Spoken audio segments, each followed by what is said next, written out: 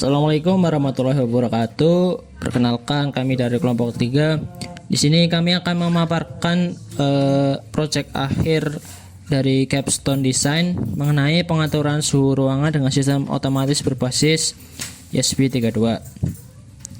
Lalu mungkin terdapat beberapa anggota dari kelompok kami. Yang pertama ada Riana Triputra, Iksan Rudianto, dan Ferdinand Prayoga.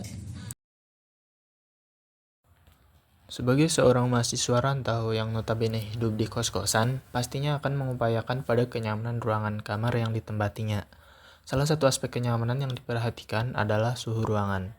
Namun, mengatur suhu ruangan secara manual seringkali kurang efisien dan tidak optimal.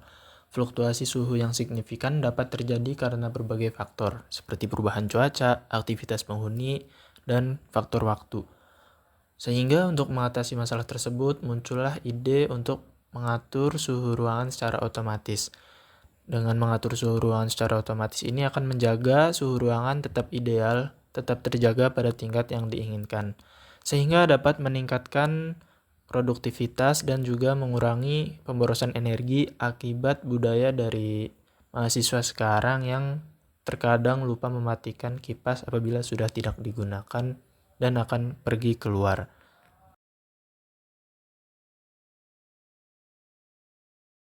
Baik, di sini dapat dilihat sebuah sistem dari hasil dari proyek Capstone kami, di mana sistem ini kita namakan sebagai sistem untuk pengaturan suhu berbasis ESP yang dapat dikendalikan secara otomatis menggunakan teknologi Internet of Things.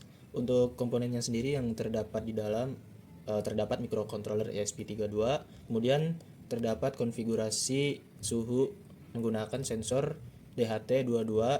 Kemudian untuk sumber daya kita menggunakan adapter 12 volt. Kemudian diintegrasikan juga dengan adapter penurun tegangan 5 volt yang kami pasang di dalam. Kemudian terdapat juga relay sebagai saklar otomatis ketika dari sensor mendeteksi suhu batas atas dan batas bawah.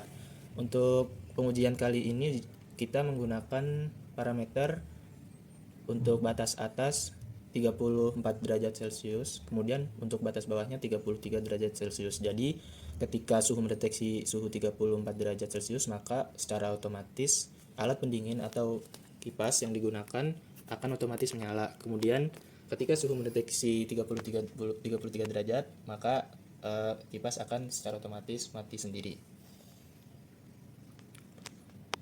Berikutnya kami akan melakukan uji coba ketika suhu mendeteksi batas atas 34 derajat, kipas akan otomatis menyala, dan juga ketika suhu mendeteksi batas bawah akan mati secara otomatis. Dapat dilihat juga dari aktuator LCD-nya, terlihat suhu sekarang terdeteksi 33 derajat, dan juga untuk di platform blinknya juga 33 derajat.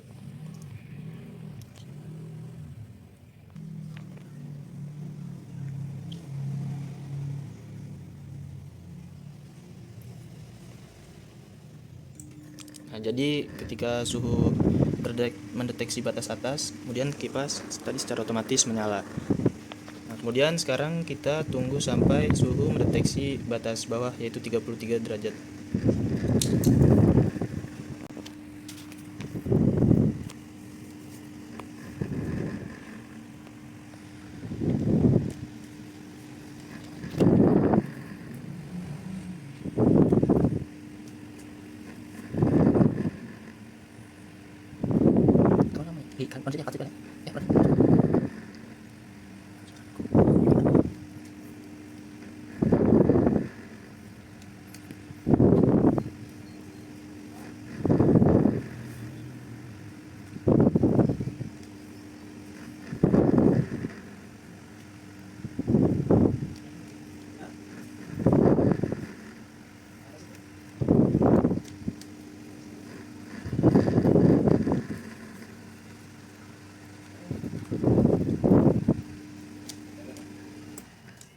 Nah, setelah suhu mendeteksi suhu batas bawah, kemudian kipas akan secara otomatis mati. Di sini terlihat suhu 33 derajat. Jadi untuk proyek Capstone kami terbilang cukup berhasil karena sesuai dengan yang diharapkan. Terima kasih. Baik, di sini saya akan menjelaskan mengenai spesifikasi produk dari proyek Capstone Design yang kelompok kami buat. Yang pertama terdapat microcontroller ESP32. Microcontroller ini berfungsi sebagai penerima data dari sensor dan juga untuk mengirimkan hasil pembacaan data ke aktuator. Yang kedua terdapat sensor DHT22. Sensor DHT22 ini berfungsi untuk mengambil data dari lingkungan secara berkala yang kemudian akan diproses oleh microcontroller. Yang ketiga terdapat LCD 16x2.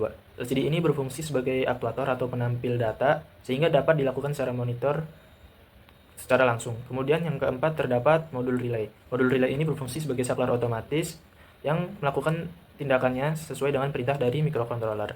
Yang kelima kemudian terdapat alat pendingin sendiri. Di sini kami menggunakan kipas angin yang berfungsi sebagai objek yang dari proyek kami.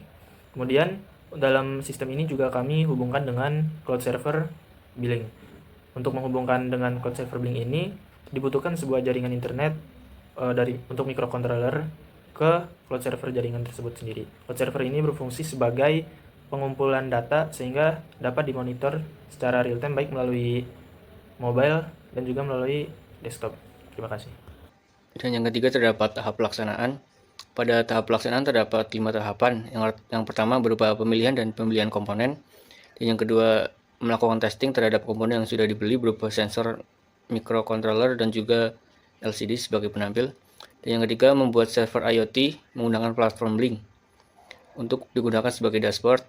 Dan yang keempat melakukan pemrograman komponen sekaligus merangkai komponen tersebut. Dan yang kelima mengkonfigurasi IoT server dengan komponen yang telah dirakit. Kemudian kelebihan yang didapat dari produk kami, yang pertama harga dari produk kami lebih murah dibanding produk serupa yang lain. Seperti pada AC konvensional yang dapat melakukan pengubahan suhu secara otomatis. Kemudian produk kami memiliki penggunaan energi yang lebih rendah. Yang ketiga, penggunaan dari produk kami yang lebih mudah dan dapat dilakukan pengontrolan dari jarak jauh. Sekian dan terima kasih dari kelompok kami, kelompok 3, mengenai presentasi proyek akhir Capstone Design. Saya tutup. Wassalamualaikum warahmatullahi wabarakatuh.